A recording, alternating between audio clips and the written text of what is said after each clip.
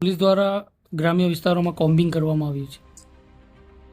આજે દાહોદ જિલ્લાની અલગ અલગ પોલીસ સ્ટેશનની ટીમો બનાવી દાહોદના રળિયાતી રોડ વિસ્તારની અંદર અમુક જગ્યાએ નાગરિક લોકોની બદી હોવાના બાતમી અને માહિતી આધારે એક કોમ્બિંગ હાથ ધરવામાં આવ્યું હતું. અને કોમ્બિંગ દરમિયાન વિવિધ પોલીસની અલગ અલગ ટીમો બનાવી મહિલા પોલીસ સાથે રાખીને વિડીયોગ્રાફી કરતાં આખી રેડ દરમિયાન 10 જેટલા લોકોને પીધેલા પકડી પાડેલા છે અને 4 જેટલા ઇંગ્લિશ દારૂના કબજાના કેસ કરવામાં આવ્યા છે. ટોટલ 14 કેસો કરવામાં આવેલા છે.